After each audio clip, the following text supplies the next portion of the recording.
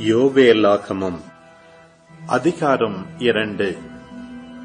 சீயோனிலே எக்காளம் ஊதி எச்சரியுங்கள், என்னுடைய திருமலை மேலிருந்து கூக்குரலிடுங்கள்.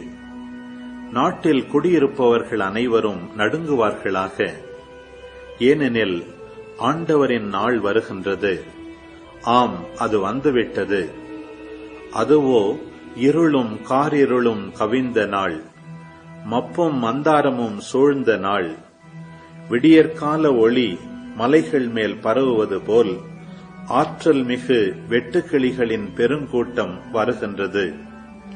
இதுபோன்று என்றுமே நிகழ்ந்ததில்லை, இனிமேல் தலைமுறை தலைமுறைக்கும் நிகழப்போவதும் இல்லை. அவை வரும்பொழுது தீயும் தணலும் சுட்டெரிக்கும். அவற்றின் வருகைக்கு முன் நாடு ஏதேன் தோட்டம் போல் இருக்கும். அவை போன பின்போ பாலை நிலம் போல் ஆக்கிவிடும். அவற்றுக்கு எதுவுமே தப்ப முடியாது. பார்வைக்கு அவை குதிரைகள் போல் இருக்கின்றன, போர்க்குதிரைகள் போல் அவை விரைந்தோடுகின்றன.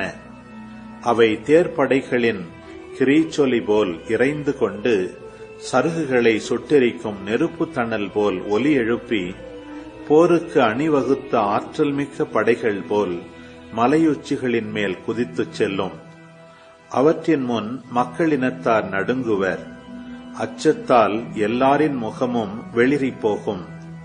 அவை போர் வீரர்களைப் போல் தாவி ஓடுகின்றன, படை வீரர்களைப் போல் சுவர் மேல் ஏறுகின்றன. ஒவ்வொன்றும் தனக்குரிய பாதையில் போகின்றது. தங்கள் இலக்கை விட்டு அவை பிறழ்வதில்லை, ஒன்றை ஒன்று நெருங்குவதில்லை. ஒவ்வொன்றும் தன் வழி தவறாது செல்கின்றது. போர்க்கருவிகளுக்கிடையே சிக்கிக் கொண்டாலும் அவை வரிசை கலையாமல் முன்னேறுகின்றன. நகருக்குள் பாய்ந்து செல்கின்றன, மதில் மேல் ஓடுகின்றன. வீடுகள் மேல் ஏறி பலகணி வழியாய் திருடனைப் போல் உள்ளே நுழைகின்றன. அவற்றுக்கு முன்பாக நிலம் நடுங்குகின்றது, வானம் அசைகின்றது. கதிரவனும் நிலவும் இருண்டு போகின்றன, விண்மீன்களும் ஒளியிழந்து போகின்றன. ஆண்டவர் தம் படைகள் முன் முழக்கம் செய்கின்றார். அவரது பாளையம் மிக மிக பெரிது. அவர் தம் வாக்கை நிறைவேற்ற ஆற்றலுடையவர். ஏனெனில் ஆண்டவரின் நாள் மிக கொடியது, அச்சம் தர வல்லது. அதை தாங்கிக் கொள்ளக் கூடியவர் எவர்? இப்பொழுதாவது உண்ணா நோன்பிருந்து அழுது புலம்பிக் கொண்டு உங்கள் முழு இதயத்தோடு என்னிடம் திரும்பி வாருங்கள் என்கிறார் ஆண்டவர். நீங்கள் உங்கள் உடைகளை கிழித்துக் கொள்ள வேண்டாம், இதயத்தை கிழித்துக் கொண்டு உங்கள் கடவுளாகிய ஆண்டவரிடம் திரும்பி வாருங்கள். அவர் அருள் நிறைந்தவர், இரக்கம் மிக்கவர், நீடிய பொறுமையுள்ளவர், பேரன்பு மிக்கவர், செய்ய கருதிய தீங்கை குறித்து மனம் மாறுகின்றவர். ஒருவேளை அவர் தம் மனத்தை மாற்றிக்கொண்டு உங்கள் கடவுளாகிய ஆண்டவருக்கு தானிய படையலையும் நீர்ம படையலையும் நீங்கள் அளிக்குமாறு உங்களுக்கு ஆசி வழங்குவார். இதை யார் அறிவார்? சீயோனில் எக்காளம் ஓதி எச்சரியுங்கள். புனிதமான உண்ணா நோன்புக்கென நாள் குறியுங்கள். வழிபாட்டு பேரணியை திரட்டுங்கள். மக்களை திரண்டு வரச் செய்யுங்கள். புனித கூட்டத்திற்கு ஏற்பாடு செய்யுங்கள். முதியோரை கூடி வரச் செய்யுங்கள்.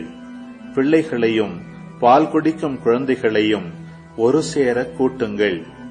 மணமகன் தன் அறையை விட்டு வெளியேறட்டும், மணமகள் தன் மஞ்சத்தை விட்டு புறப்படட்டும். ஆண்டவரின் ஊழியர்களாகிய குருக்கள் கோவில் மண்டபத்திற்கும் பலிபீடத்திற்கும் இடையே நின்று அழுத வண்ணம், ஆண்டவரே, உம் மக்கள் மீது இரக்கம் கொள்ளும். உமது உரிமை சொத்தை வேற்றினத்தார் நடுவில் நிந்தைக்கும் பழிச்சொல்லுக்கும் ஆளாக்காதீர் என சொல்வார்களாக. அவர்களுடைய கடவுள் எங்கே என வேற்றினத்தார் கூறவும் வேண்டுமோ? அப்பொழுது ஆண்டவர் தம் நாட்டின் மேல் பேரார்வம் கொண்டு தம் மக்கள் மீது கருணை காட்டினார். ஆண்டவர் தம் மக்களுக்கு மறுமொழியாக கூறியது இதுவே: நான் உங்களுக்கு கோதுமையும் திராட்சை ரசமும் எண்ணெயும் தருவேன். நீங்களும் நிறைவு பெறுவீர்கள். இனிமேல் வேற்றினத்தார் நடுவில் உங்களை நிந்தைக்கு ஆளாக்க மாட்டேன். வடக்கிலிருந்து வந்த படையை உங்களிடமிருந்து வெகு தொலைவிற்கு விரட்டி அடிப்பேன். அதனை வறட்சியுற்றதும் பாழடைந்ததுமான நிலத்திற்கு துரத்தி விடுவேன். அதன் முற்பகுதியை கீழே கடலுக்குள்ளும் பிற்பகுதியை மேலை கடலுக்குள்ளும் ஆழ்த்துவேன். பிண நாற்றமும் தீய வாடையும் அங்கே எழும்பும். ஏனெனில் அது பெரும் தீச்செயல்களை புரிந்தது. நிலமே, நீ அஞ்சாதே, மகிழ்ந்து களிகூறு. ஏனெனில் ஆண்டவர் பெரிய காரியங்களை செய்தார். காட்டு விலங்குகளே, அஞ்சாதிருங்கள். ஏனெனில் பாலை நில புல்வெளிகள் பசுமையாயிருக்கின்றன, மரங்கள் கனி தருகின்றன.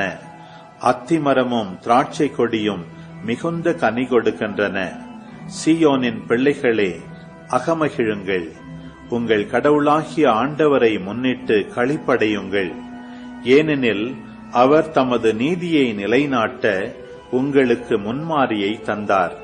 முன்போலவே உங்களுக்கு முன்மாரியையும் பின்மாரியையும் நிறைவாக தந்தருளினார். போரடிக்கும் களங்களில் கோதுமை நிறைந்திருக்கும், ஆலைகளில் திராட்சை ரசமும் எண்ணெயும் வழிந்தோடும்.